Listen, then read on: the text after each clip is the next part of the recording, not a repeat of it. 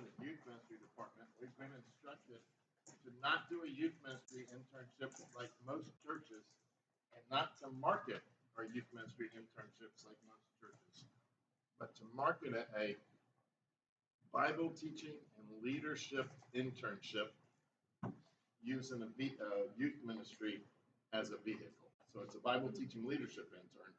And so when we're at Bible colleges and stuff, we say, hey, you want to learn Bible teaching and leadership, we have an internship for you, and you'll do it in one of our youth ministries. So that's why we have these classes.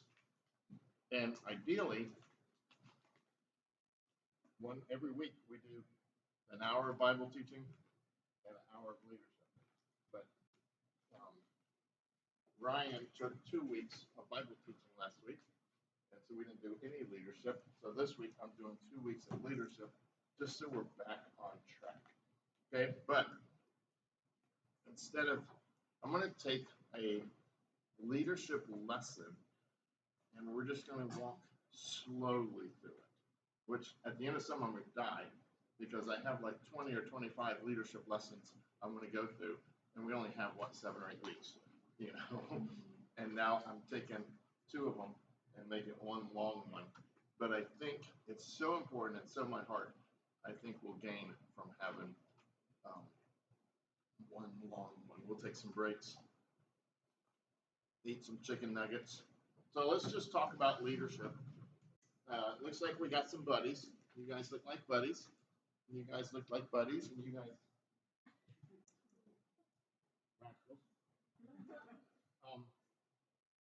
Just turn to your buddy. When you think of the word leadership, what type of definition would you come up with? What are you happy with when you think of that? Turn to your buddy and tell them.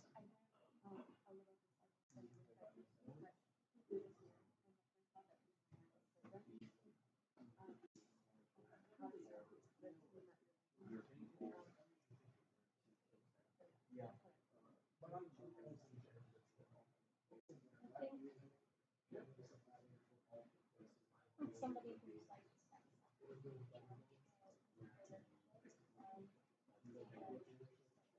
Yeah, let me help you. Don't define Christian leadership, define leadership.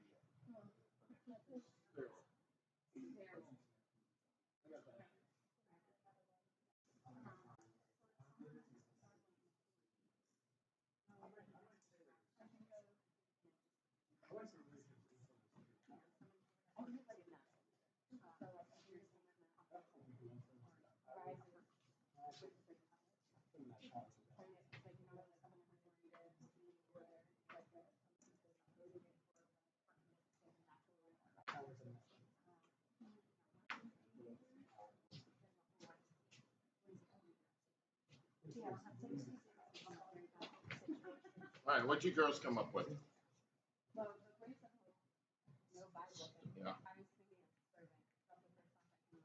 Yeah. In Christian leadership, that's not all leader is, but it is definitely a big spoke. I mean, John 13, Jesus said, wash feet. You want to be a leader? You're my 12. Of all the people I've ministered, you're my 12. Get this. I'm about to die, by the way, but get this. Wash feet. So, yeah. But after, I was thinking, my first thought was natural leader, You can't use the word leader in the middle of a definition. Okay, someone who rises to the charge when the circumstances occur. Okay, I hear what you're saying. All right, you guys. Influence. Tell me more. Leaders influence. I think that's what leadership boils down to. It's some amount of influence and some amount of. Okay. You guys have anything? Someone who guides their group of people with a or the goal. That's a guide people. Yeah, good. Good. So we're not way off base. We're all sort of thinking the same thing. So that's good. Name some great leaders. Non-Christian first. Don't go political. I guess you can, but yeah, they have to be dead. How about that?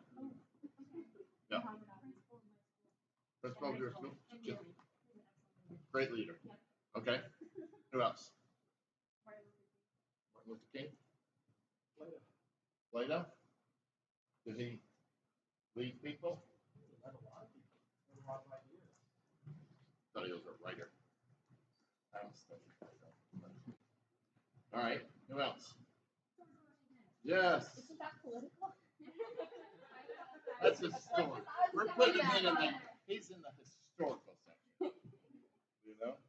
I like Winston Churchill. I like George Washington.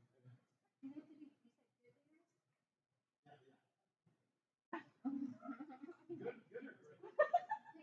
Good, morally good or Amazing. Say your point, Becky. Or repeat what you just said. Right. Yeah, he was an evil great leader. He was an evil great leader. He was one of the best leaders ever. As far as he saw something that when I go overseas, I see it all the time. I go, I see what Hitler saw. Because I've taught youth ministry around Russia, Peru, Haiti, and different places. And in youth ministry outside the United States, usually there's children's ministry, and then when they hit adolescence, so 12, 13, they go into youth ministry, and they're in the church youth ministry until the day they get married, even if it's 45. And they're treated like our middle schoolers are treated until the day they get married. Everywhere I've been around the world, except the United States, it's just what they do. And so bring the youth group in. This guy's got a beard down to here. He's in the youth group. You know, I was like, what? But he's 35 but never been married. And I've been to the pastors, like when I was in Peru for 10 years, 10 different times. I said, you pastors, you should use these guys. We got a bunch of Ethans right there. I just see them right here. Oh no, they're just a youth group. Oh no, you should use them. And I go, Hitler was genius because he saw these. That's what the Nazi movement was a youth organization. He says you guys could actually change the world. And he said no one's ever told us that. And so it's just an incredible movement. He was a great leader, and he was an evil leader. I hope he doesn't come around again. You know, we don't want another one of those. We want somebody with that influence. So, who's the greatest leader? Yep. Thank you. Who, besides Jesus, who would you vote for the next greatest leader in the Bible? Man. What? David? Oh, you should say Moses. Why would you say David? I guess I would say David because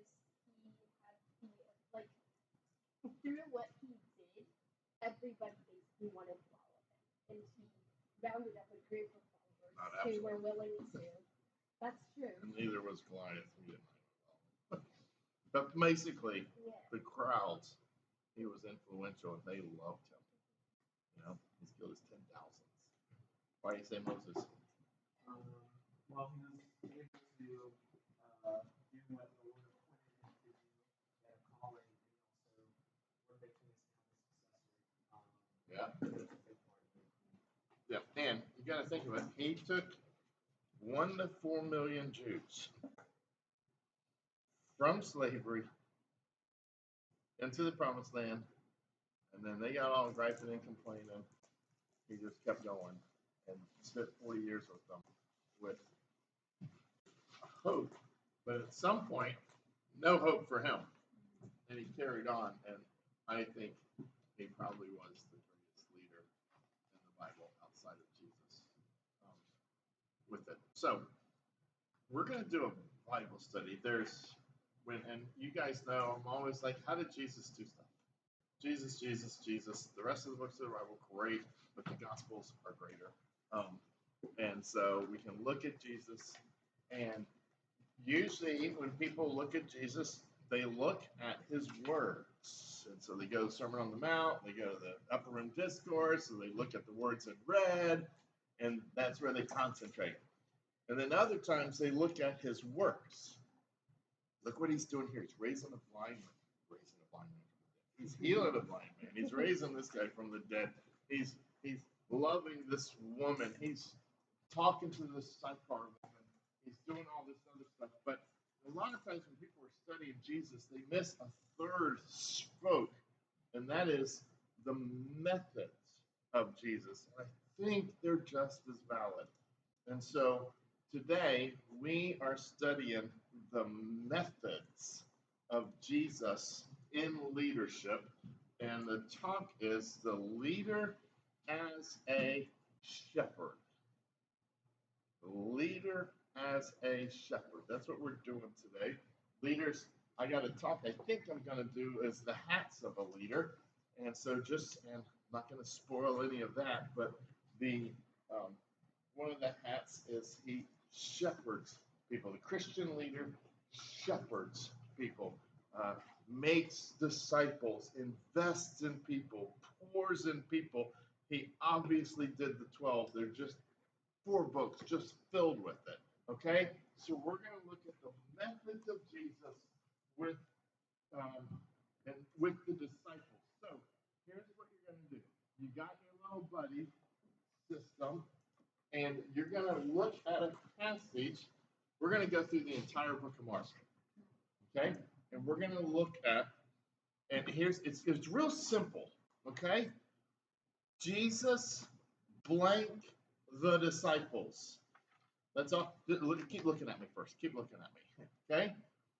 You're going to answer this question 100 or more times. Jesus blank the disciples, okay? So if he's walking down the beach and he sees the disciples, and then he says, "Come, follow me." Answer the question. Jesus blanked the disciples. Jesus, what? Called the disciples. And Jesus saw the disciples. Okay? Anything you can do that fits the blank. Jesus blanked. He did something to the, and so you're going to look at a passage, you're going to work together, and you're going to go, this is what we see in this passage. So we have season 1. Can y'all see this? I want you to spend the next 10 minutes. Well, just when you're done, we'll sort of recap season 1. So open your Bibles and just start going through and make a list, and then we're actually going to compile them on the board. So be ready to share. Everybody have a Bible? Everybody have paper? Jesus, it's not complicated.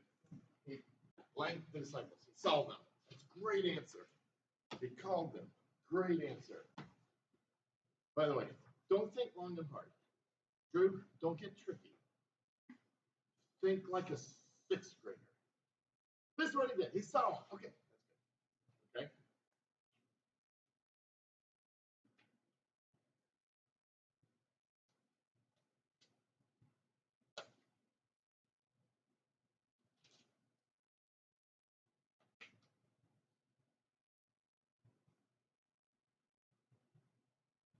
Okay, you guys are working individually instead of as buddies. Is that your preference?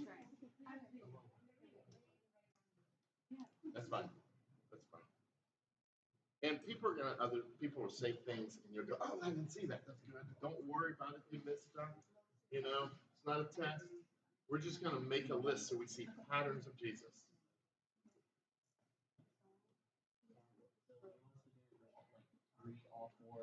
No. Each line is different.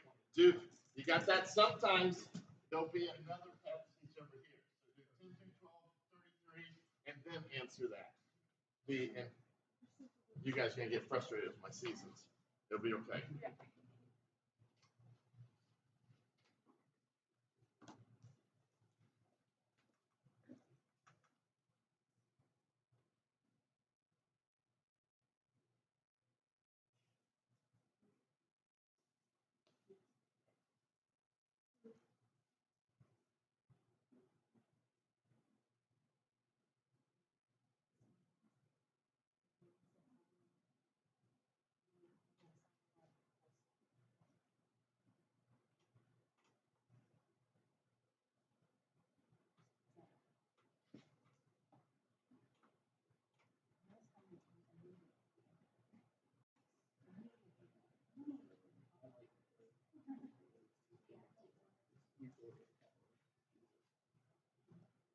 more you do one word, the better.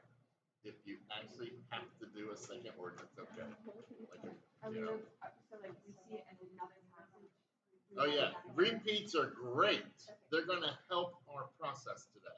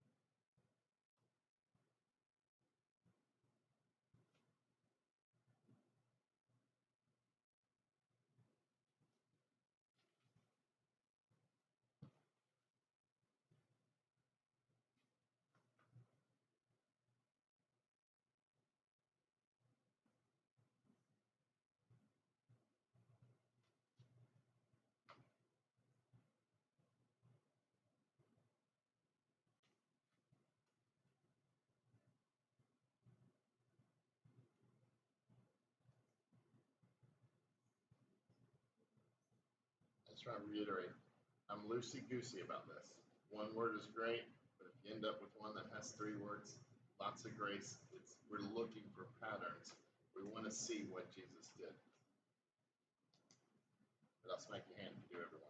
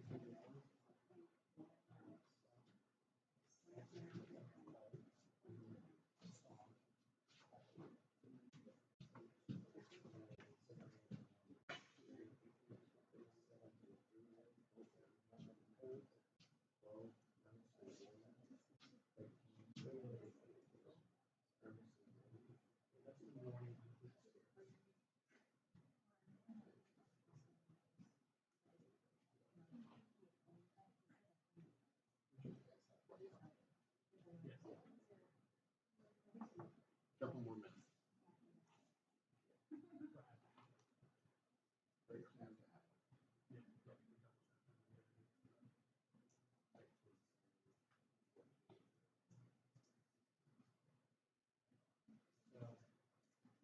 Reuniting that whole is a form of 13, he wanted. He started those, he uninstalled, he wanted. 14, he appointed. Would you like some water? But then 16, he named this.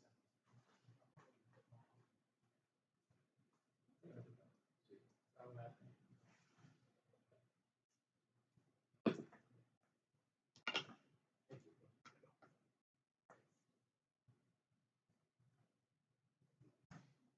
Everybody over halfway on this?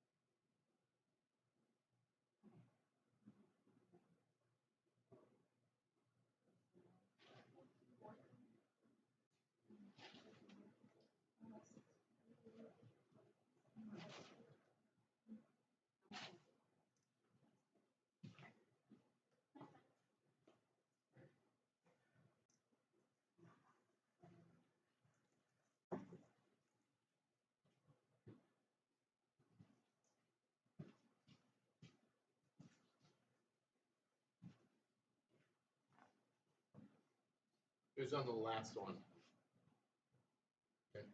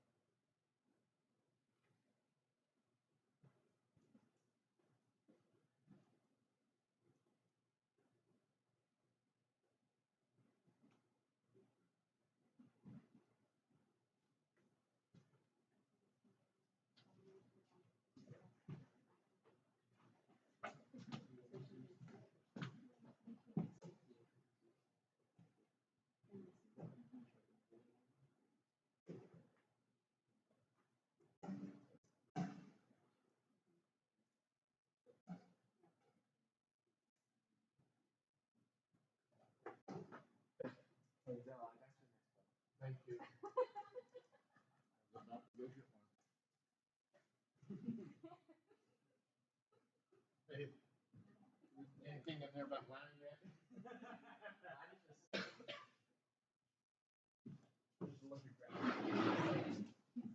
says a lot. All right, you guys got it? Becky, you can take yours up there so you can add stuff too. He's gonna be our Okay. All right, and look here.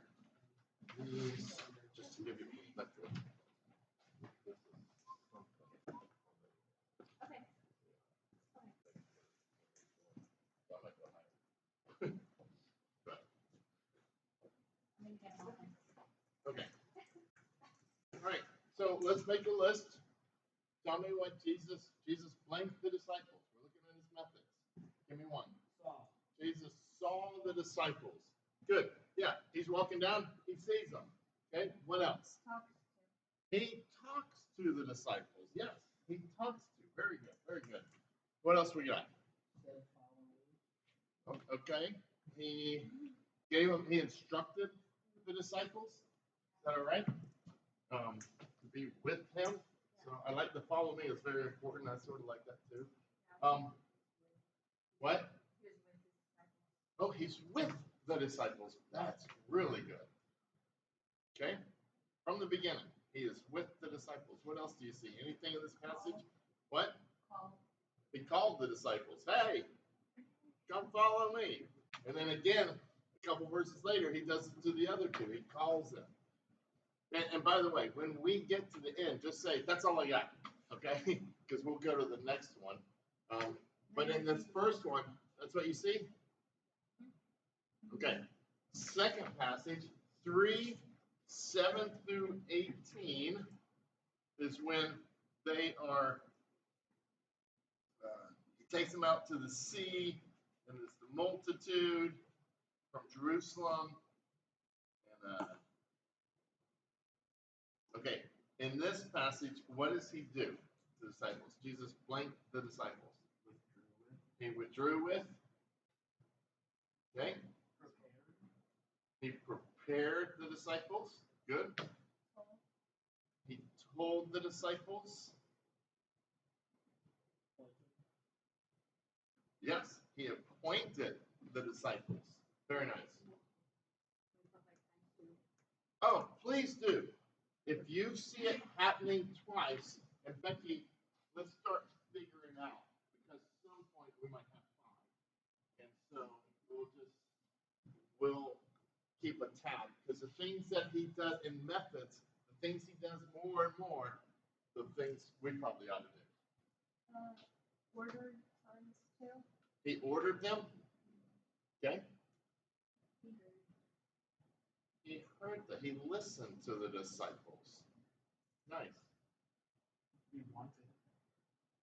He wanted the disciples. He desired the disciples. Okay. I think we're gonna say the same one. Just talks to. Yeah, multiple times. Yeah. He talks to maybe. I said said, or like, or. He told them. He talked to them. Maybe. Yeah. Oh, he did. He summoned the disciples. Yes.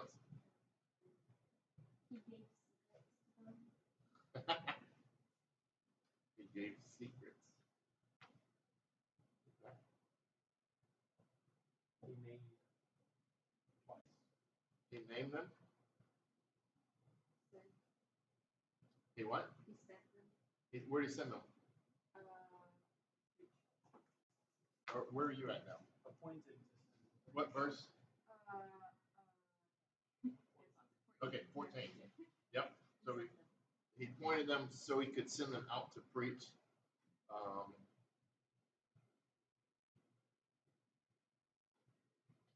Okay. Also to be with them. He appointed to be with them.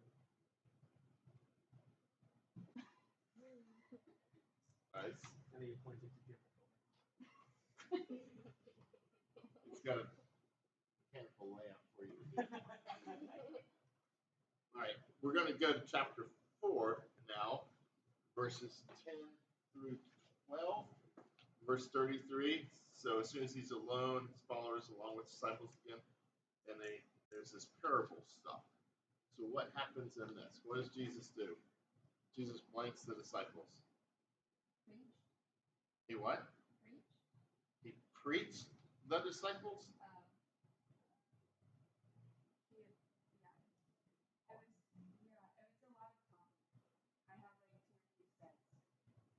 Yeah, listen to the verse. As soon as he was alone, his followers, along with the 12, began asking him about the parables.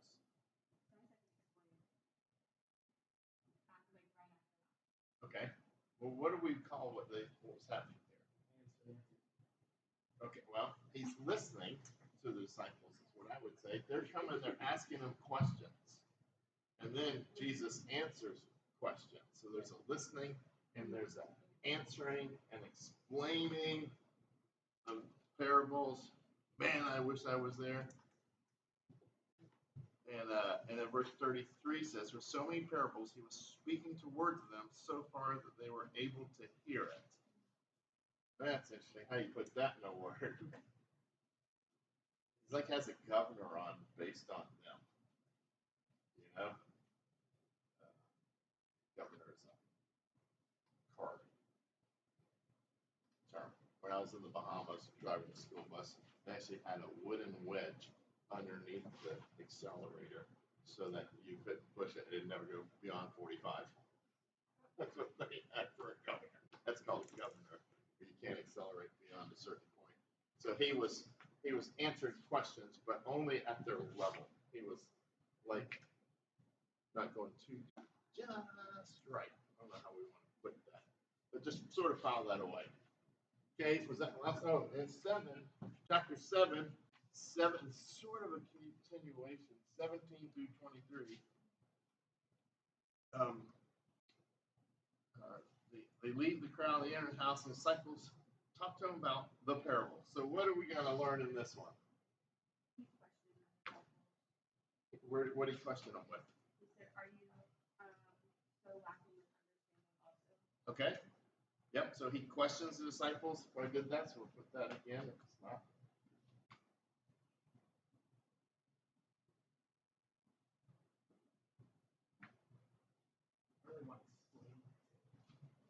He did some explaining. He called again. What verse? Oh wait, sorry, that's wrong. What do the disciples do to Jesus? We're not going to write it down. Yep. So what does that imply Jesus did? Before that, he listens to them. You got to hear. You can't answer unless you listen. So he listens to them, and then he responds to what they bring up. They brought something else up. I would assume he'd have answered that instead. But he listens, and they do it. Okay. Season 1. Thank you, Becky. That's right. Great camera. It's so easy to read. What do you notice in here? What's multiple times? Bring them to me, Ethan. Well, there's multiple times I saw them. He sees them several times. Calls them several times. Okay. appoints them several times. Uh-huh. He orders them. Yep. And listens to them the most. Name them twice and Answering their questions. Good. What's your favorite? Jesus, do one of these to you. What do you wish he'd do to you?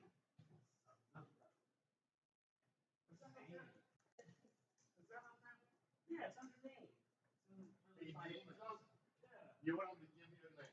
Yeah. Well, we'll do it for him. Just a minute. Becky, what do you wish? What's your favorite of them? You got a mouthful, sorry.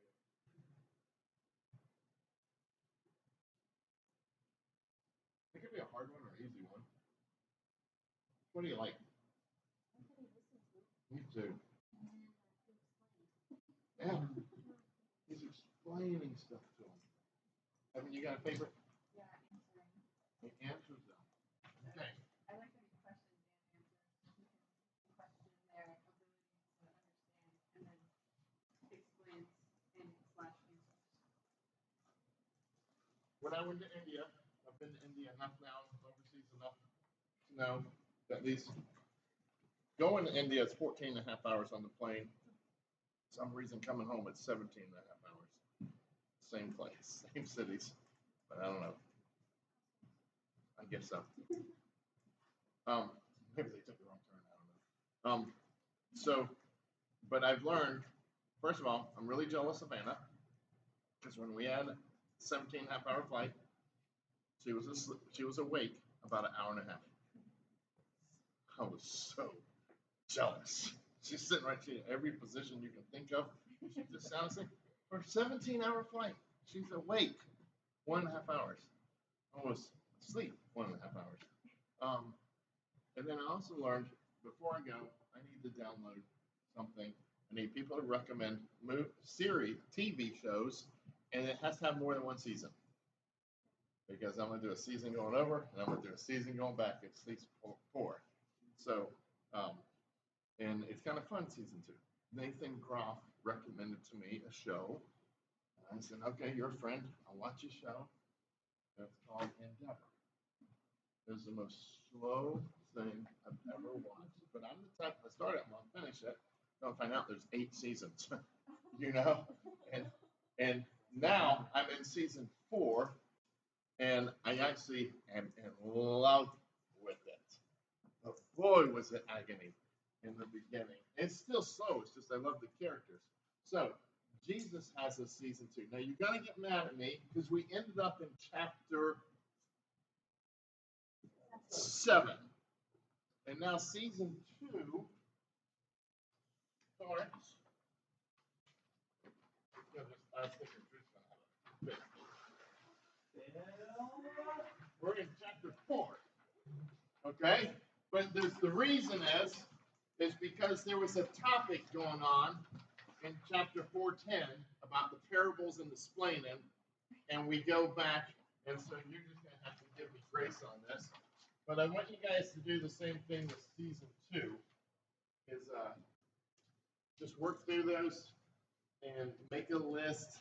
I'm trying to watch our time. You can pick up the pace just a little, that'd be better. We're not in emergency status yet. But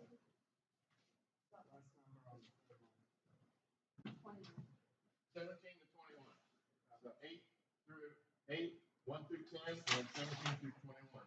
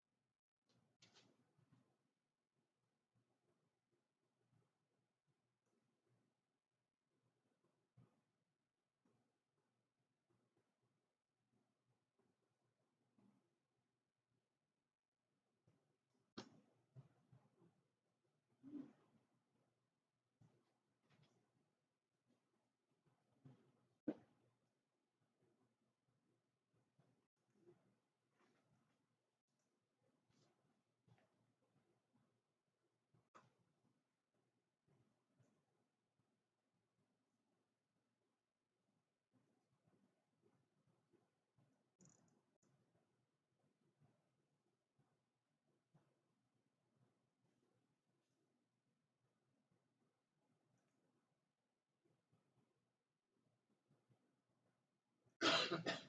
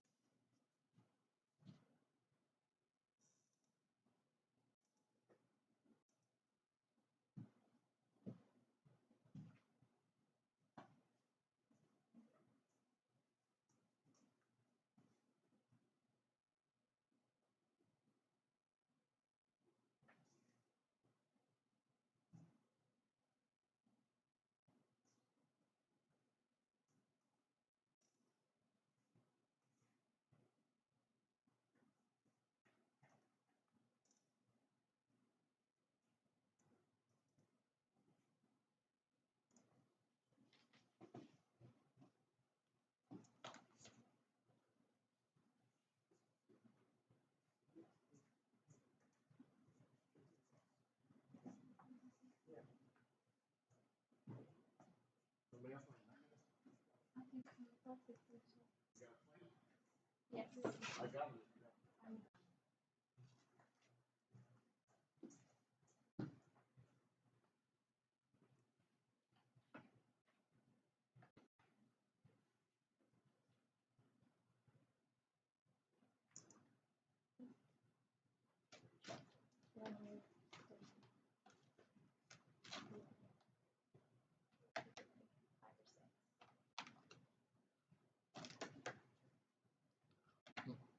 That haven't been counted, so you're gonna get one more.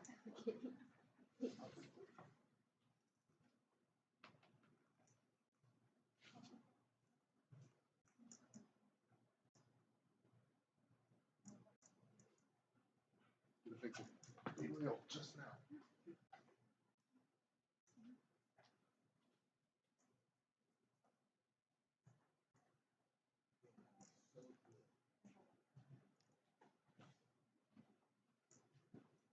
I just heard that Chick-fil-A got the catering reservation for the marriage supper of the Lamb.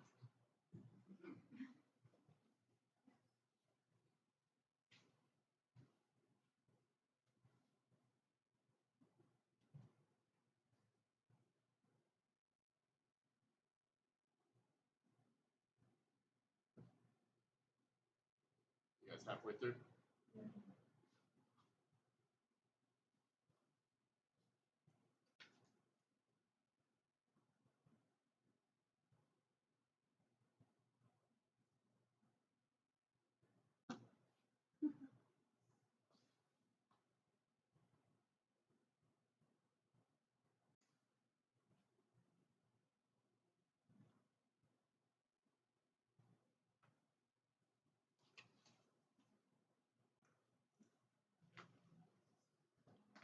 I'm gonna give you guys permission to up our friendship on this one.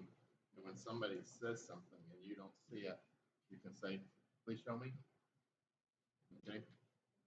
Because I think we got one wrong on the last one. A lot of grace, but we don't want to do that again.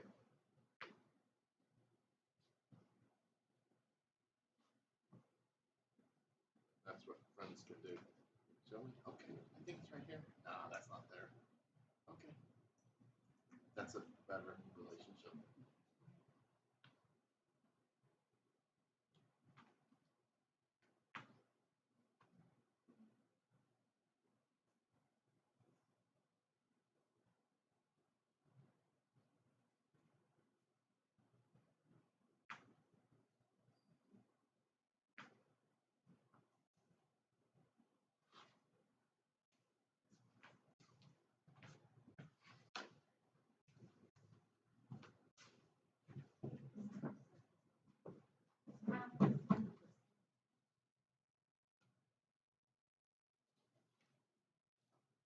What's a TV show where season 2 is better than season 1? The Office.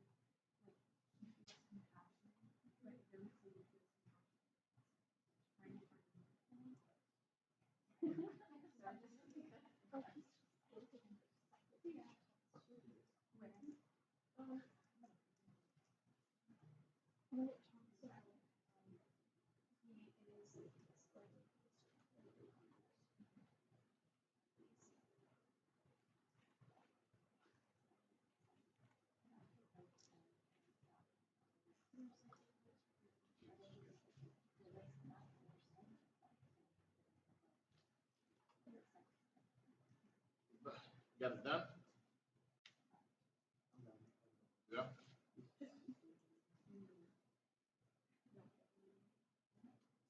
Haven't you guys done? No. All right. Let's do these. By the way, this is season 2. All of you should have all of these stories ready to be taught. They are staple gospel stories. Okay, they are one there. If like you guys stay in church work and stuff like that, children's ministry, youth ministry, starting churches, these are the stories you'll probably, by the time you're my age, you probably taught them 40 to 50 times, right? So, and you should be able to teach them in 5 minutes, and 20 minutes, and 45 minutes. Tell me how long you have. All right, here we go. So these are, I love season 2. Okay, so in season 2, the first one is Mark 4, starting in verse 35. And this is where, this is where they're headed to the Gerasenes for the demon man. And on the way, the storm shows up. And Jesus says, hush, be still. So, what? Jesus blanked the disciples. And Becky, we usually have like a third more than we did last time. Yeah. Okay. And it's bigger. Yep. I do 2 columns. I don't know that you saw that. He talked to. He left with. So how about what if we said instead of left with, what if we said he was with the disciples? He invited the disciples. Yep. What else? He what? He floated. He sailed with. I think this is with. He's with them. Because we're going to see him in a lot of, now he's under a house. Now he's in a park. Now he's on a boat. He's with them. Okay? He questioned them. Good. Yeah. Saved is good. I put protected. He protected them. I mean, this is a big old storm. You know? Put that down. Are you using that properly? I'm not quite sure how to describe the disciples' reaction. They kind of scared and falling. Yeah, I put astonished them, but like the scary astonished. Yeah. Not like that's a great Spider-Man movie. You know? That's more we got. So. I said performed miracles to show, which is 4 words, but I was trying to find the right wording for it. Yeah, it's hard. They said revealed his power too, but that's also 4 words. I like that. Reveal power. That's certainly one of the big points of that lesson. We learned something about the deity of Jesus in that. He listened to them. Okay. And the next passage is in chapter 6, starts in verse 7. And a little less of a story, but this is key in the methods of Jesus. But he sends the 12 out. Okay? And so what do we learn in this? Jesus blanks the disciples. He summons the disciples. Hey guys, come with me again. Y'all, come here, come here, come here. He instructed the disciples. He called them. That's sort of summoned. He sends them. Or sent them. I'm fine either way. In pairs. But He charged them. It says he charged them to take nothing. You're in verse 8? Yeah. Yeah, mine says instructed them. Oh, yeah. So he instructed them. Nice. Yeah. Please. Let's do instructed and debriefed. Oh, okay, you already had. Yes, yeah, they're separate. He gave authority to the disciples. That's very, very good. I said gave to. He gifted them. I'm pretty flexible here. We're just looking at what we notice. And anything in verse 30, apostles gathered together with Jesus and they reported to him. He gathered them. Yeah, but that's kind of weird. So, Gathering them. And then this is where you probably got debriefed. Where he debriefed. They all got back together and they debriefed. Okay, now we're going to look at chapter 6, 35 to 44.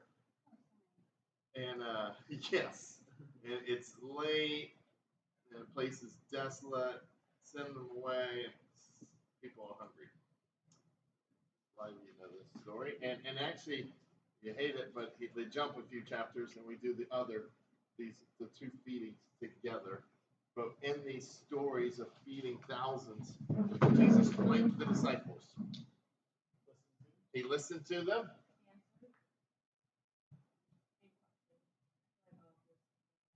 Listen, answer. There's a difference between asking a question and listening to their questions. You know, so let's get everyone that we can. I want to sharpen his answer. I think he disagreed. Okay. Where do you see that? Hey, send them away to go get food. Good. Go feed them. I think that's he listened and then responds, but. You like the word rebuked? It's not quite there yet. We'll get there. He disagreed with them. Okay. There's another listen. Tell me where.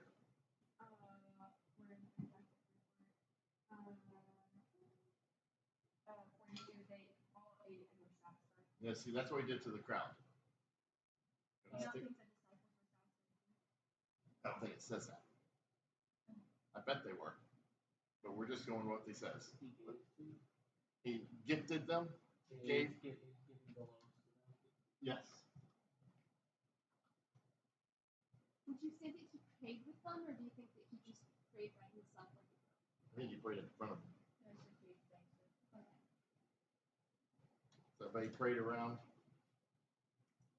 It wasn't a special prayer time with him and the disciples. Yeah.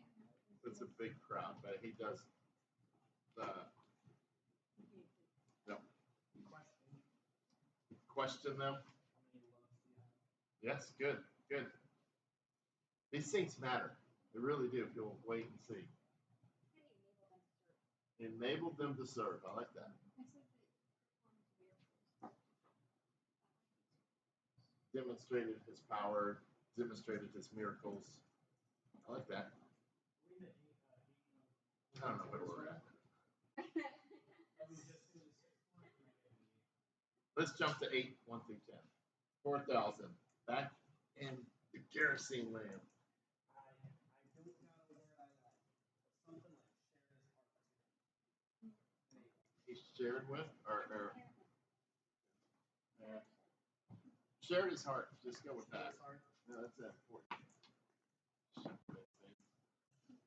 He said, I feel compassion for the people.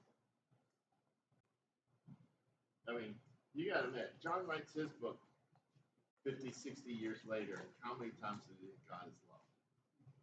And it's got to be one of these times where he says he felt compassion. If we skim over this, John's going to smack our hands because it's one of his big memories. There's another call.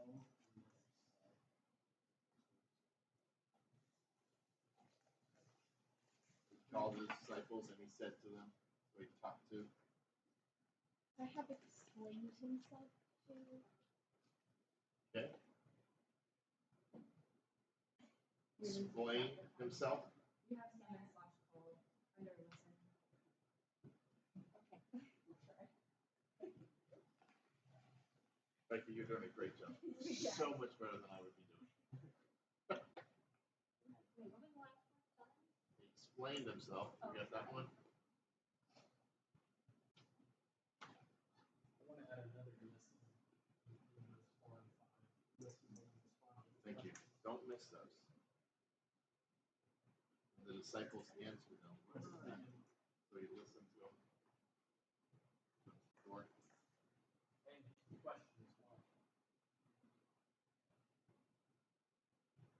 Okay, we have the 17 through 21 in this section too. In there.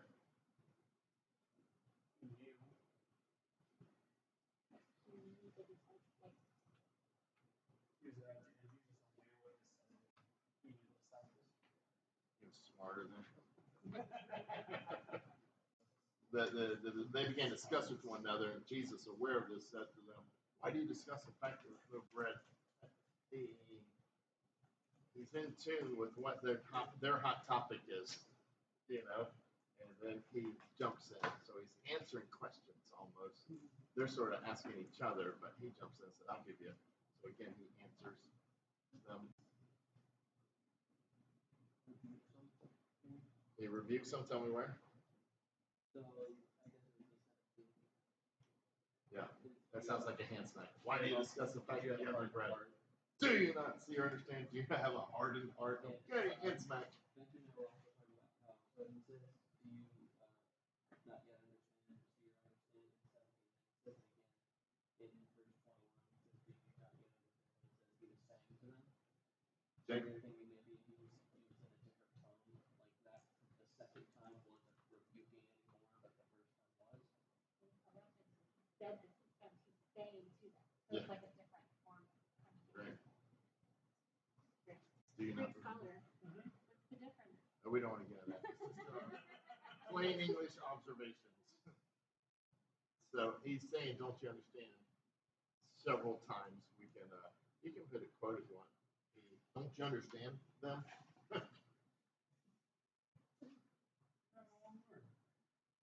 Well, Grace, remember? But this is, we're thinking what shepherds do. And how many times in the counseling room, when teaching junior high, real life groups, do you guys understand this? Tell me about the Lucky Charms chapter. You know, no, you don't understand. Okay, and Mark 6:45 through 52. This is the walking on water one. We had the boat with the storm earlier. Now we got storm number 2. Different storm, different stuff. What did Jesus do to the disciples in this? Hey, go get in that boat. He instructed. Yeah, I had to send them.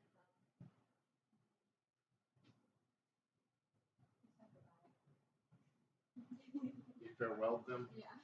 I can live with farewell. Farewell. He sent them, I guess. Tell me where?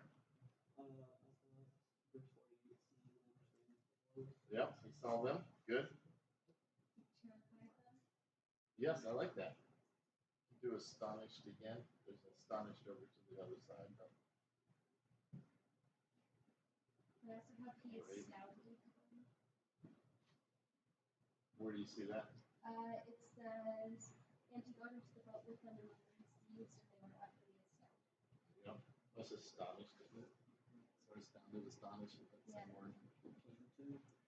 He came to them. I like that. He revealed himself.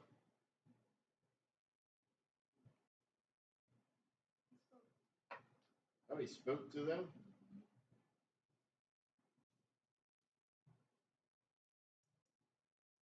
He calmed them just because they saw him, they were terrified because they thought he was God, so he told them, don't be afraid. It's just a comfort. Comforted them. Yeah.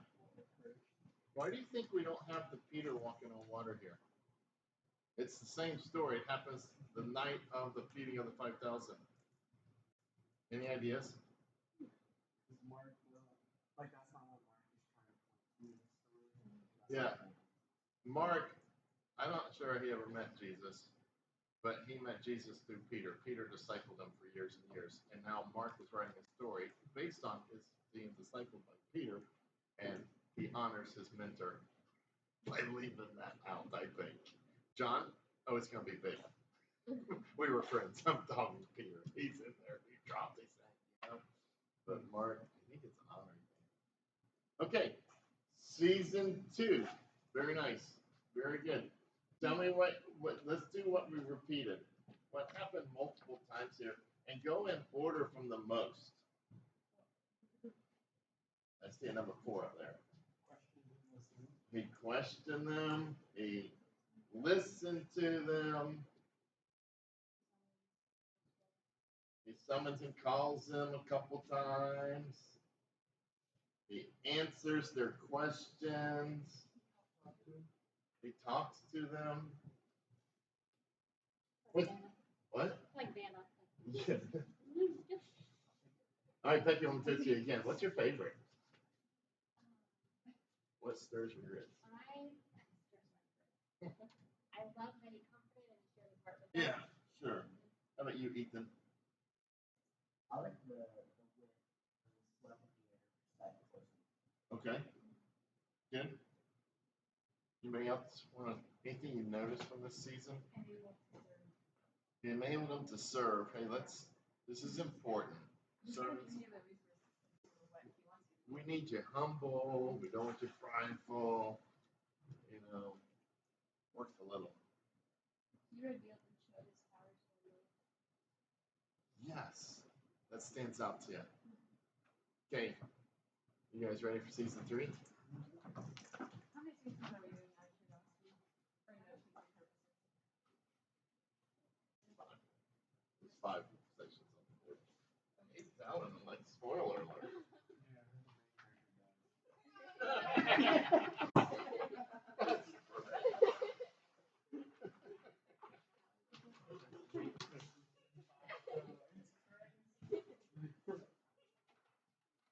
All right, short season.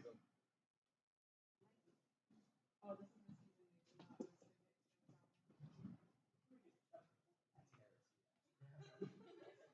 There's no hairs. 5, 9, and 14. Drew's going nuts on this.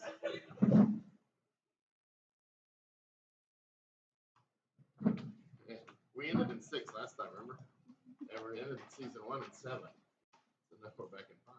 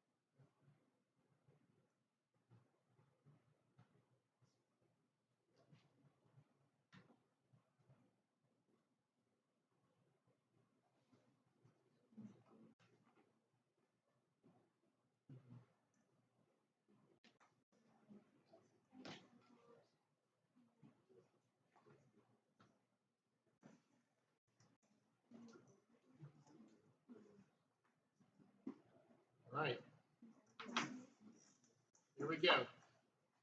Mark 5. This is season 3. We sort of have a special character season, don't we? All 3 stories are just Jesus and Peter, James, and John. So it's a unique season that we chose here, but it's only stories that's just the 4 of them. So, in the first one, the synagogue official's daughter has died. Jesus blanks the disciples. He wows the disciples. He astonishes the disciples. They're like, whoa, cool. He took the disciples somewhere. He led them, took, okay. He secluded with them. He got private. He got to a private place with them. I'm thinking maybe he charged them, but it was an overall charge not to tell anybody about the miracle. So it might. We can throw that in if you want. He instructed them. I want to go back to Ethan's and say, took them to a private place. We need to.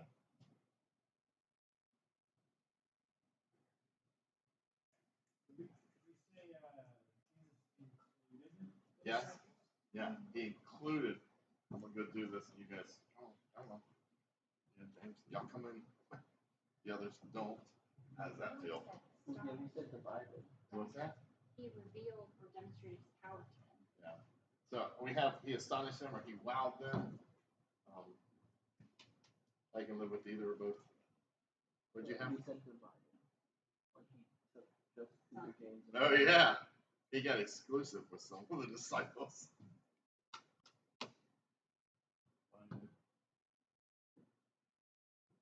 He had a private clique, a private cluster.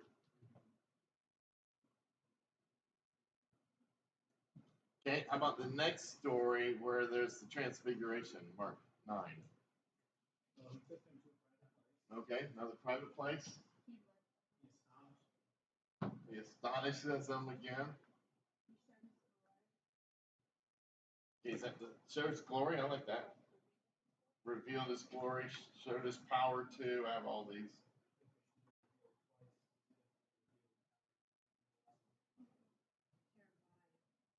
Terrified them. Good. I have had to do that to some 7th grade boys. I had to terrify them before. What's that? He rendered most of them speechless, except Peter. It says that they didn't know what to say before him. Yeah, they were. That's very astonished. That's like speechlessly astonished.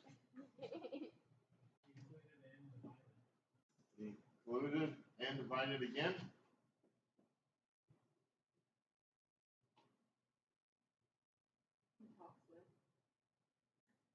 Okay, he talks with them.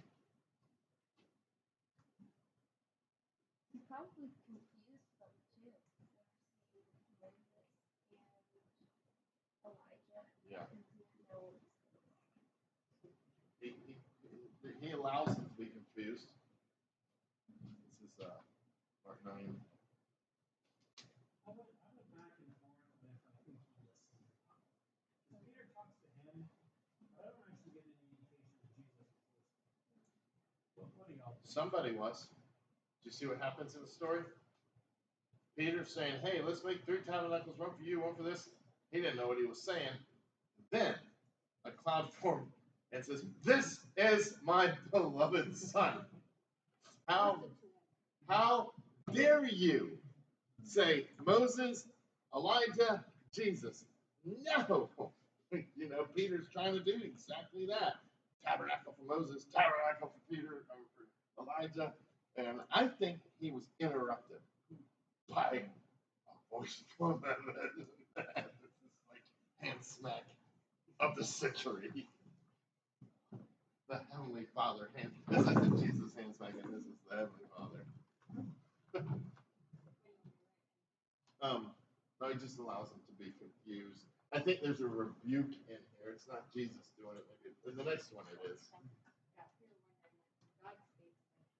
Does that count as Jesus? But let's just do Jesus. He's shepherding here. He's the one called the Good Shepherd. Okay, so, and then the three fall asleep. Hey, Peter, James, John. And then pray, fall asleep. 3 times. So what do we learn? Jesus blanks the disciples here. Okay, again? Yes. We took him as number 3 times now. And what? Included and divided. We've never had a group do that before. I'm really proud. What? Yeah.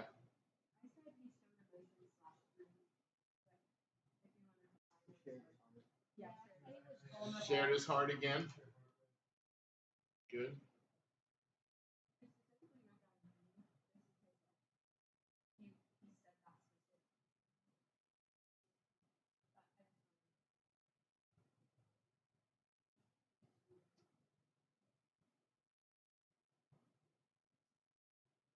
I put he modeled here.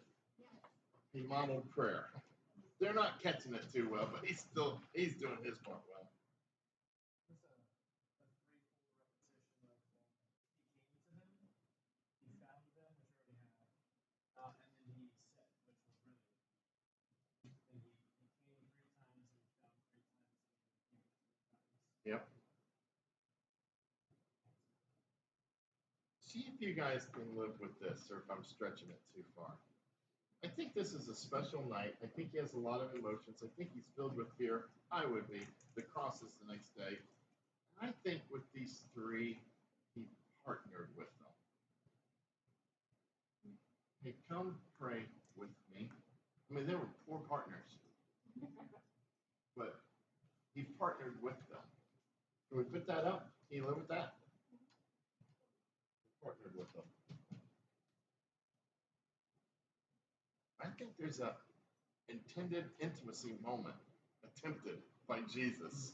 It fails, but a lot of our attempted intimacy with students fail. Not all of them, but way to go, Jesus. 41 he ever reveals Peter 4 times for what's happening. Like he said, now I'm being portrayed. So he reveals the future. Yeah, I like that. Revealed his power. How? You what? I want to say like a different reveal his power / glory. Okay. All right. What was that? Season 3? Season 4. Oh, wait. What do we notice multiple times? Thank you, Mike. Right on this.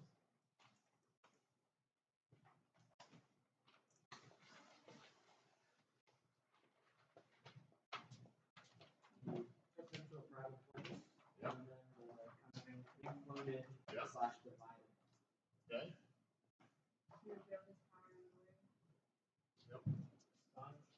What do you like? What's your favorite? What do you wish he'd do to you? Include. What would you prefer? He skip with you and he's shepherding you? Found him asleep. Terrified. Good. All right, season 4 is the next season, but there's 6 passages, 5 passages, but there's fewer answers. So don't be dying trying to get this many things. There isn't, and at least historically, what we've looked for. Okay, so just read. Give it. And so it might just be 1 or 2 in each one.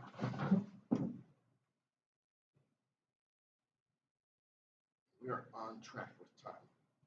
So happy. But don't doubt it. Don't doubt it.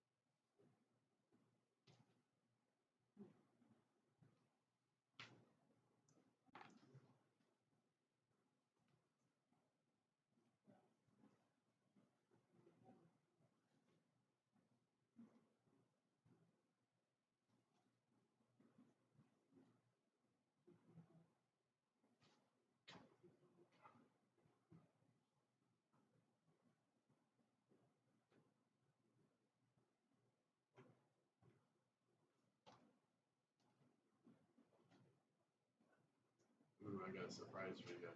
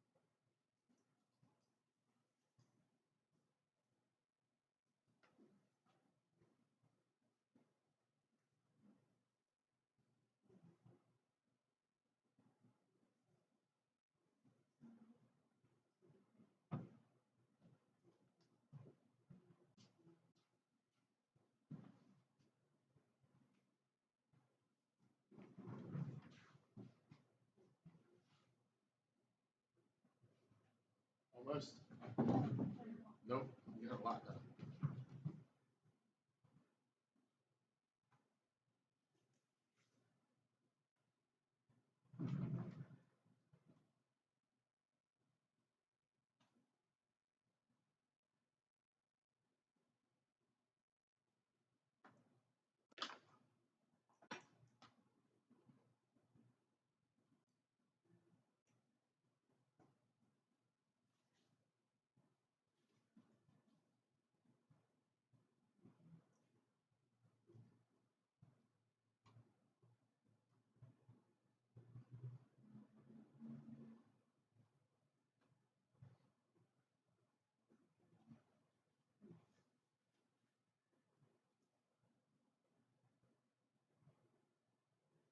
Becky, did you hear those Tuesday night leadership things we did for the whole church years ago?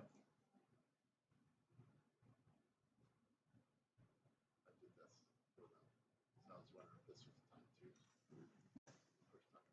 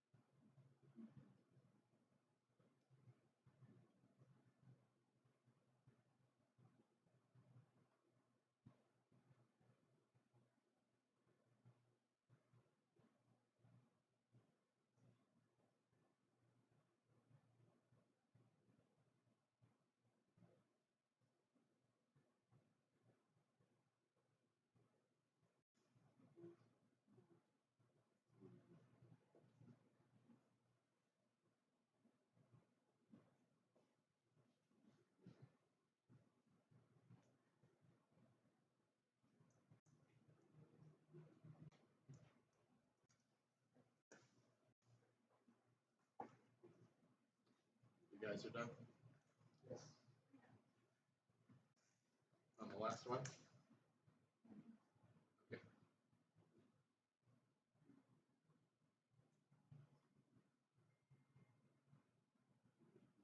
Ooh, the team just landed in Detroit.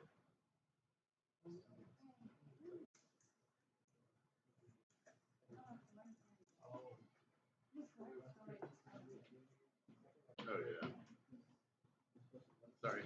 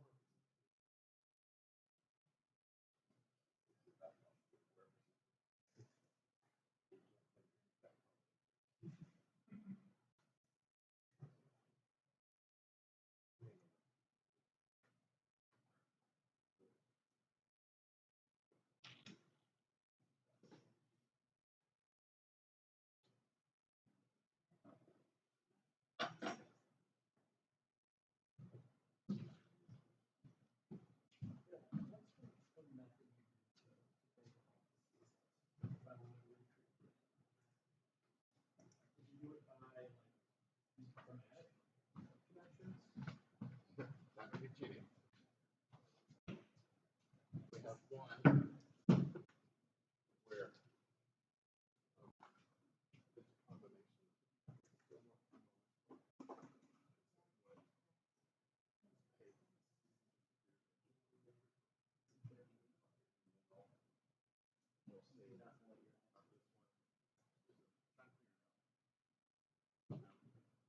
We're gonna go. Yeah. Do you really? You guys are smarter than my average group.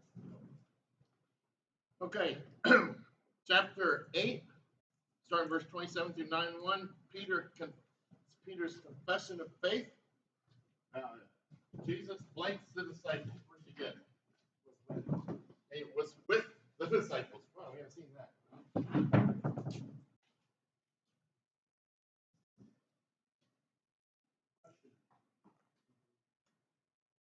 A question. I thought you were asking me a question. It's a question. Go ahead. He warned the disciples. Very good. What did he teach?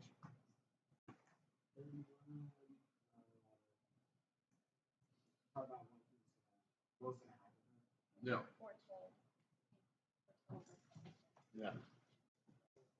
I put either hard stuff or heart stuff. You know, it's like there's a different level of teaching. As the sower went out, the farmer went out to sow seed. You know, this is like it's just a different layer of teaching, don't you think? In this.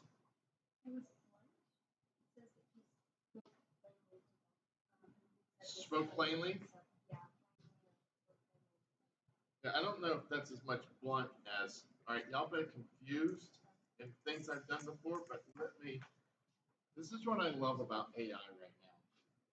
I was watching a show, Endeavor, and they're talking about the yellow 90s. I have no idea what the yellow 90s are. So I go in my AI, what is the yellow 90s? And it gives me this long 3-paragraph thing I can't understand. So I just say, do it again in 3rd grade language, and boom. Okay, I know what the yellow 90s are. Time in London, where arts was involved, and there's like these 3 main characters. So this is like Jesus is like, let me get now. I'm going to make sure you understand every word I say. Sometimes I like to leave you confused. Not now. Okay? What else? I'm wondering if he yelled at Peter. Because he has the part where he like completely rebukes him, and then it has an exclamation mark after he says like, get behind me. That would be speculation, so let's not. Okay. But it's a good thing to wonder. Yeah. He rebukes. Okay? Anything else? The next passage is this boy possessed by a spirit. What did Jesus do with the disciples here?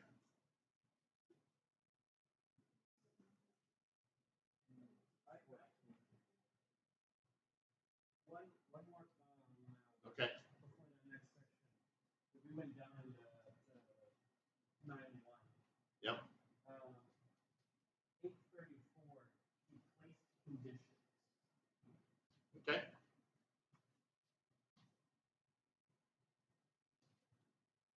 The if then. In the instruction.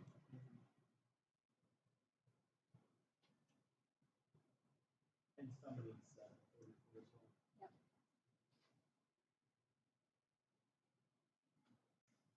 Anything else from the boy possessed by the Spirit? I said the advice of the supplement. So like they were talking. Yeah, they were talking. They were telling me their wife could not drive out, and he said to them, "This time cannot come out by anything but prayer." So he coaches them, Yeah. he trains them, he teaches them. Yep, that's what he's doing. He's explaining stuff to them. He listens again. He answered their questions again. Very important. I felt like in verse 32. So after 31, after it says, no way else is more than them, it says in 32 they did not understand this, and they're afraid to ask them to confuse them. Yep, I can live with that. He confused them.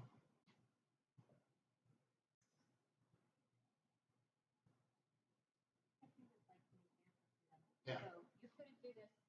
This is how you do it, and this is why you couldn't do it. Yep, so he models. Yeah. He's an example. And starting the next verse, we have the old boys. Who's the greatest? You know? They're just asking for Jesus to put something on the board. What do you get in this one? What's he do? Questions them. He sets them up. He calls them. Where do you get that? 35. Okay. He called the disciples. Good. When you see that, he sat with them. I like that. Kind of spoke their minds. He what? Kind of spoke their minds. He spoke what they were thinking. Yeah. He gave an illustration. Yeah. I was gonna say, yeah, object lesson. Yeah. He object lessoned them.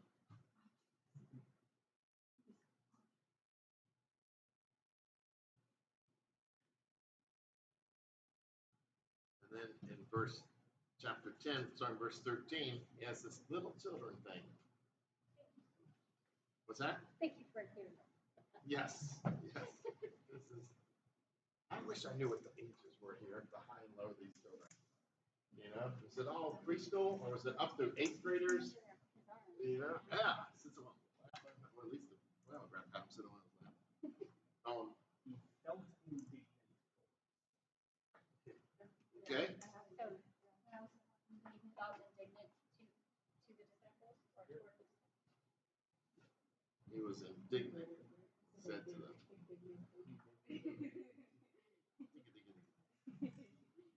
What else? Yeah. Corrected them. Is it a hand smack? Do we put in the rebuke word? I think that was a review. Because he was indignant, so I feel like that Oh, would yeah, it says he rebuked them. Well, the disciples rebuked the children. Oh, yeah. He's rebuking. Disciples rebuking the crowd. Jesus rebukes the disciples. I like that he takes them in his arms. Like we see a modeling here again. And then, we gotta hurry. James and John in verse 35, left and right. What do we see in here? He listened to them. He questioned them. He revealed future to them. He talks to them. guided them and humbled. He guided them, he humbled them. He taught them. All right. Look at this. What's he do multiple times? Question. He questions them, rebukes them, teaches them, models them. Okay, what's your favorite? What do you wish he'd do with you?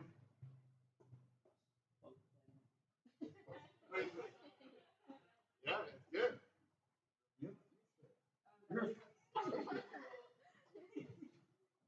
All right, hey, here's the big surprise for you guys.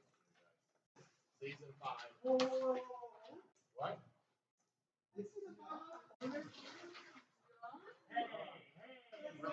We're leaving Mark.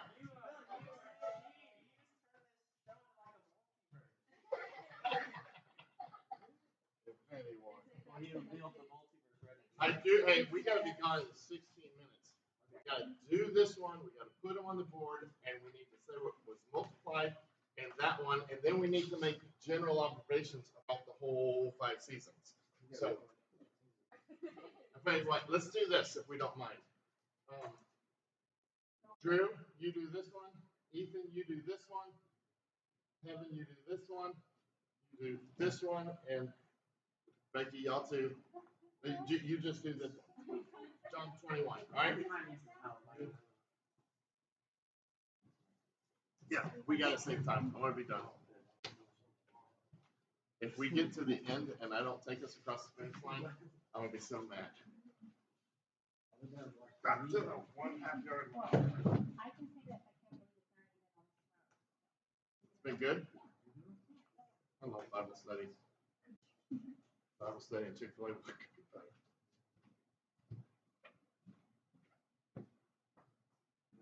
got a lot of pressure on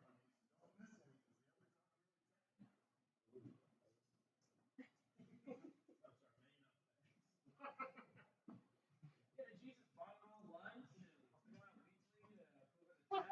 Don't miss anything.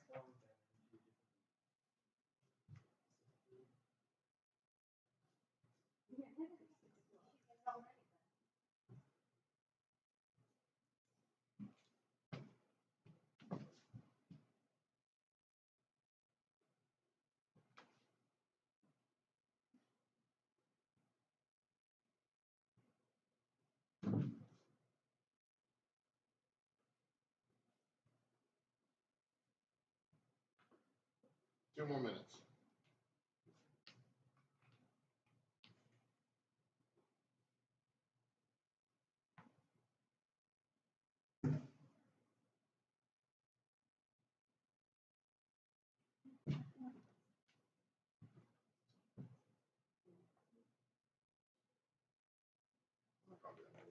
I can do it if we need to.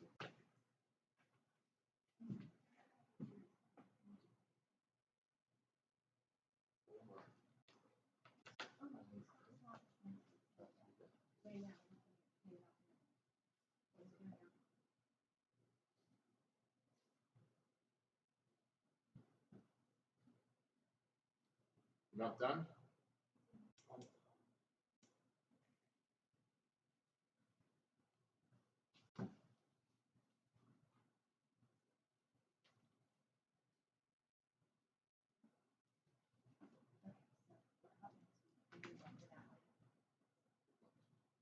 Salad day. I would have meat. Chicken salad day. I will not do that. I will do it for you, but I won't do it for them. I'll bring them like steak, and then you'll Gotta get a salad. Rabbit food. Isn't it true you told me, and just think about it, I got nothing but admiration for Becky. You guys think that. Isn't it true that you're like averaging 2 salads a day that you eat? Yeah. That's amazing. Or raw vegetables. 2 salads a day. No, it's not hard. They're exciting salads. It's not just like lettuce. I know, and you tomato. do have attractive looking salads. Yes, they make them exciting and Yeah. delicious. We always tell Denise, this salad is an A, but it could be an A plus if there was a boiled egg in it. Oh. Well, that's what got it to an A. So, you're telling me iceberg lettuce with bacon and egg is like, Yeah. All right, here we go. Drew's got, Jesus talks about things to come. So let's make a list. What's he do in Mark 13? Listen twice, answer twice. Ooh, in private with them.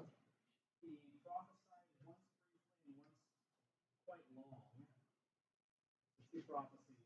So I put instructs about the future and reveals the future. So he's talking future things. He's revealing future. Specifically, there's 5 different warnings. Okay? He warns them.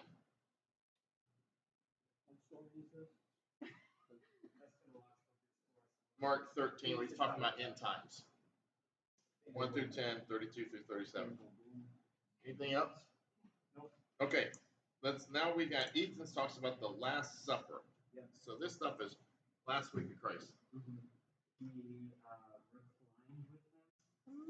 Sits privately or whatever, reclines. He came to them. Came to them. Didn't he do that in season 1? Isn't that cool? Never mind, keep going. He said to them 5 times. He talks to them 5 times. Yeah. Okay. And then he gave them the bread and he also gave them the cup. So it's 2. And then he also listen twice. Okay. Good. Now we have this story that it starts with Peter's denial, and then we have a verse at the end where he and Jesus meet back up. So it's the long version of the story. Okay, what do we have in there? I said major remarks. He was talking about the end where Jesus had made a remark to him, and then to talk with. He talked to him. Saddened, specifically Peter, but I think He was grieved by. Yeah, He's grieved by them. Yeah, and then I also have He talked to them. He told them stuff. Yeah. Did you say 3, 4 then? No, 5. This is Peter's denial. He's hurting. Hey, did you get anything from that last verse? That's where I have 16, 7. he told, but I also This is what he said. But go, tell his disciples and Peter, he's going ahead of you to Galilee. I want to say he remembers. He remembers him in his sin. Or, Yes, but angels communicate the message for Jesus. At some point, it's important that the angel messages and Peter. And Peter, obviously, he's telling the angel, you're Peter. This is an important moment. He's already remembers something. Probably some speculation in there. And then we have the Great Commission. What do we have in the Great Commission? So I have that he talks to them. He talks to them. He sent or commissioned them. He sent and commissioned them. Gave a mission to them. Yep. All 3 words that you use. Gave mission. Yep. He talked about how those who believe in him would be given power and be protected. Okay, so he equips them or talks about the future. And then when he goes up to heaven, he reveals his power to them. And then when he's in heaven, he's at the right hand of God. It says that he is working with them and confirming his message. Okay, so we want to say he did to the disciples in that part. Just worked Okay. and probably I don't know how to say confirm his message.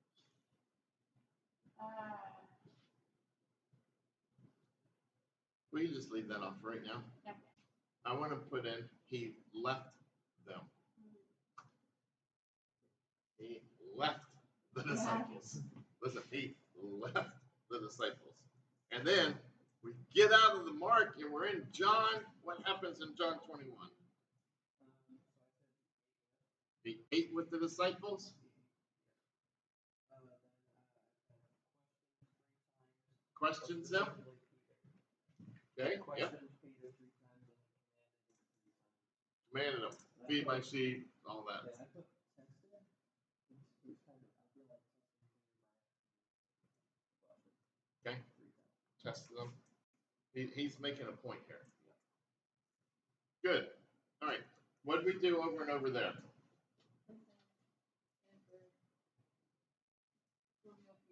Talk. Listen.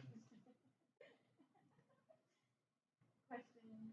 Yep. Commanded. Tested. Okay. What's your favorite? Obviously, on the left. 50%. Okay. I want us to now.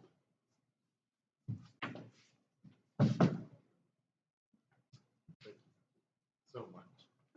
I want us to make observations. What's different between season 1 and season 5? He sees them, he talks to them, we'll do 2 questions at the same time for time's sake. What's different, what's similar?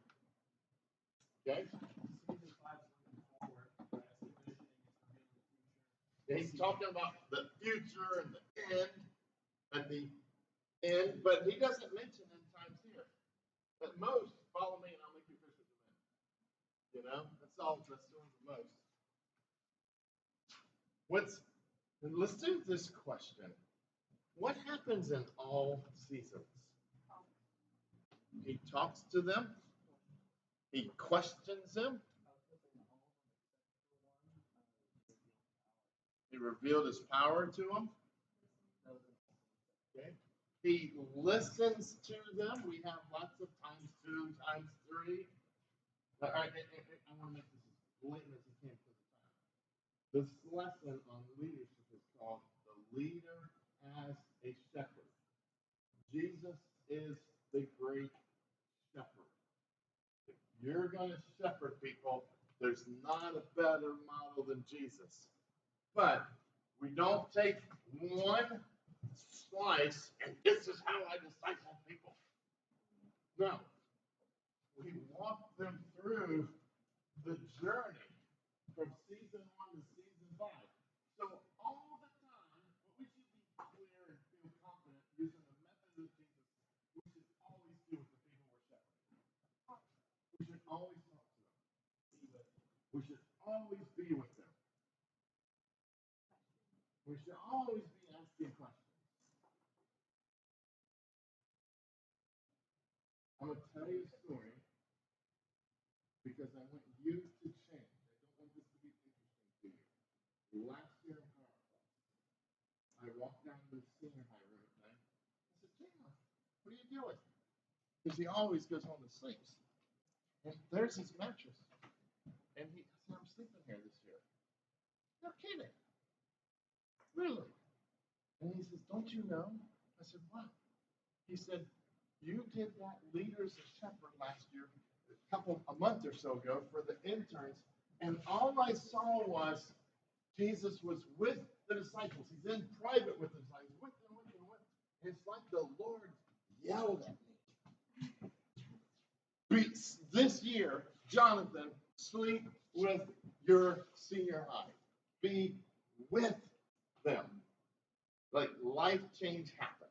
Okay, if he hadn't, there's no problems and stuff like that. But it's like it would have been probably between him and the Lord, but not for anybody else.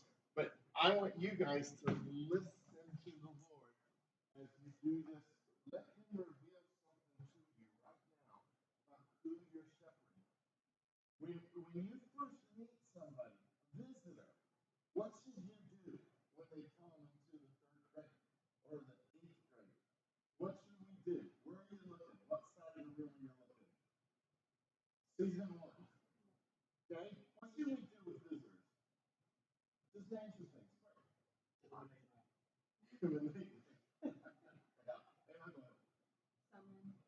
Summon them, invite them to come back next week. Answer any questions. And maybe offer. Do you have any questions? We want to answer. What else? Listen to them. See them. Give them a heads up. That's like with the prepared line. Hey, get a boat ready. This might happen. Just so you know what's going to come. Yeah. Hey, if you're doing lost people, hey, if you get to the point where you want to come on Sunday morning, we need to know it's not like Wednesday night. We sit down at tables and we study the Bible, and it's a Bible intensive teaching. Okay. Once you've been with somebody before, maybe they already signed up for a real life group about Hey Jesus, or they're in your small group and you've been with them through a quarter or half a year, and your little class, or it's the end of the summer, maybe the middle of the summer. What are some things that you might be new to do to them that you didn't do in season one?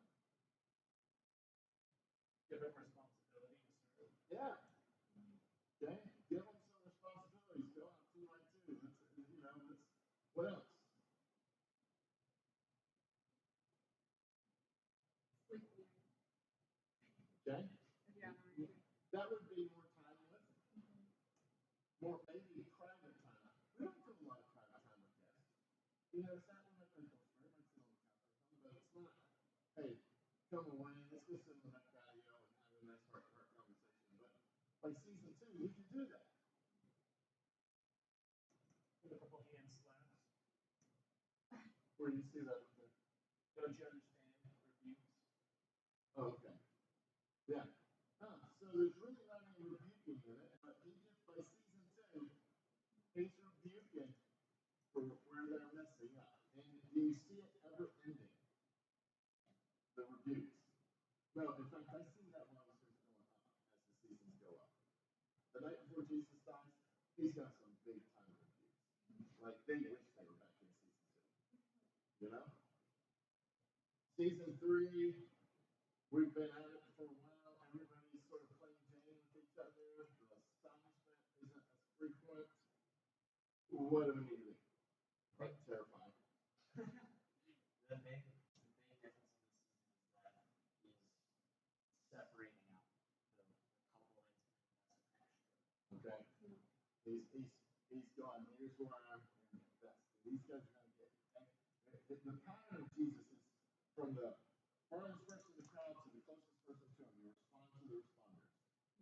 The more somebody's responding to you, the more the shepherd gives them attention. If they're just coming to get a free loaf of fish, a fish sandwich, then I'll just teach you.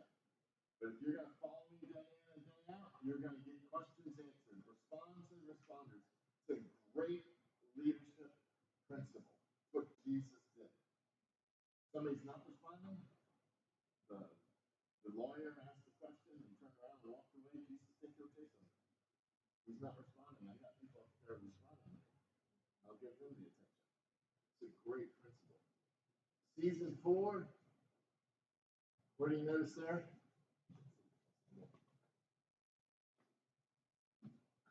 I see it in season 2, but the confused part, the last one was confused. Okay.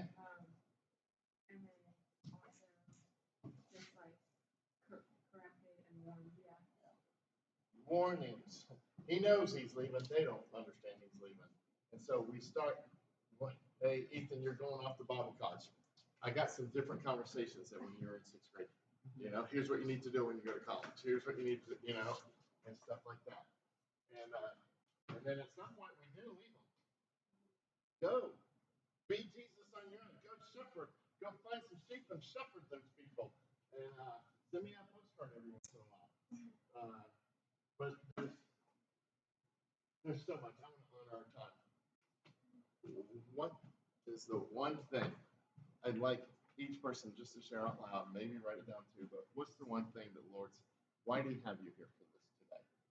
Give me something in any order. Who wants to go first? Yeah. Why did Jesus have you here today to learn this? What's the main thing he's been sort of bugging you about? I need to. Maybe it's about season 1, maybe it's season 5. Maybe it's about I don't shepherd anybody.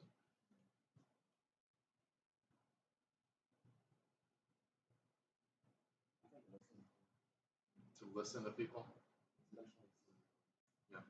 Yeah, we love to talk. Leaders love to talk. Teachers love to talk. Jesus seems like he heard the words they said and what was behind it. Doug does that. It's really good at it. I think God wants to put more value into being with people rather than just the short time that I do see them all the time. like instead of just instructing them, they do things like, hey, you guys want to go play basketball? Yeah, the guy who mentored me said, for every half hour you teach the Bible, you need to spend an hour and a half playing basketball. That's Jesus' method of discipleship. Basketball is the key. It's time with. And once you have time with, sitting around a campfire, then you've got access to teach. He wasn't a 3-year teaching thing. Becky, you got anything?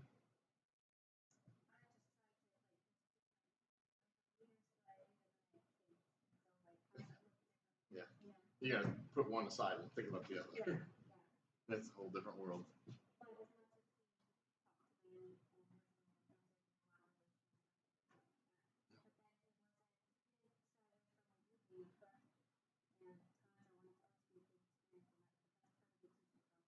Yeah, he rebukes.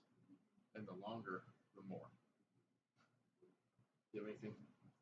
I think like something that really stood out to me was just the way the disciples responded and how much you can be, but also learn from the mistakes the disciples made. Yeah. And grow from that aspect. And our sheep don't have to be perfect. Jesus' weren't. But he kept working on them, rebuking them. You guys, anything? I really don't summon or call people. I find those that are hanging out and I go join. That's a part of Jesus' ministry that is not a part of my ministry. Think about how that would work. You know? Good. Let me pray for you. We gotta go. Thank you, Lord. Lord, you're the great shepherd, the good shepherd, great shepherd. And you've called us leaders, Christian leaders should be shepherds. And you gave us a method here that we've tried to interpret. And would you penetrate our hearts like you did Jonathan's last year? So responsive to the Gospels, you, Lord. And so would each of us, would that be true? Would we not be hardened? May we do willingly change however you want so that we're better shepherds. Boy, you like it when we're better shepherds. In your name, amen. All right. Thank you guys. Fun time. Yeah, you guys got it. So we don't meet next week. Crosswalk. We'll meet in 2 weeks.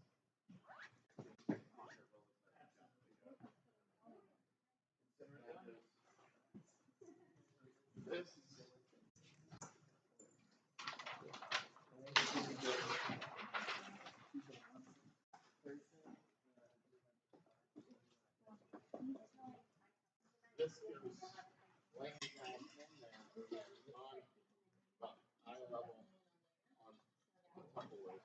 They will just bend forever when we keep the practice better. And then this goes behind the gym. We're about to go to the dance, so I think you can push that. You don't mind it, guys.